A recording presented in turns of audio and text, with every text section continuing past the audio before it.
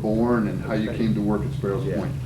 I was born in Philadelphia and lost my parents real early, you know, and I was farmed out to relatives, and I lived down in the Edgemere, called Lynch Point, for 7 years with an aunt and uncle down there.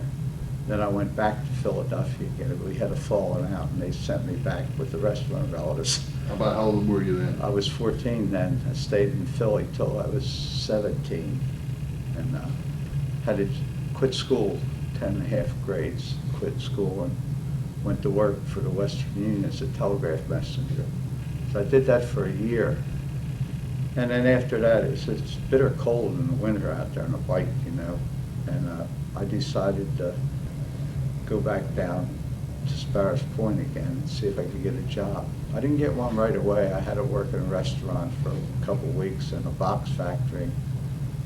And my uncle, go ahead. Were you living with your aunt and uncle again then? Yes, I was, but we had a terrible relationship because I guess I was fiercely independent, and she wanted to take care of my money for me, and I said, no, I've been taking care of my money by myself, so I'm going to continue to do it. So I'd go back and forth staying with her. You know, you have the attachments, but it never worked out. When I got married in 41, and we were ready to fall out again then, but I was with them again then.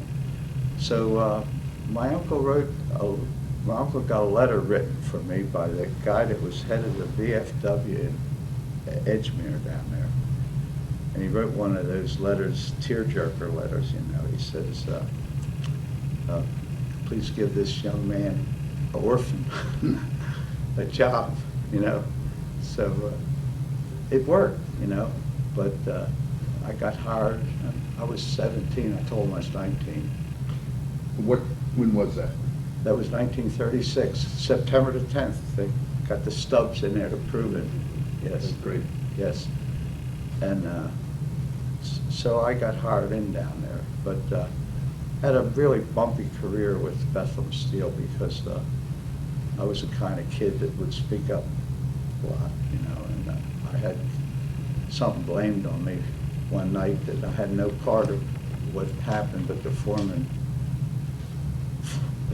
was looking for somebody to blame, and I was the crane follower, and I had to keep the shears in the strip mill supplied with steel for 20 minutes, and another mill, the duo mill, supplied with steel for 20 minutes.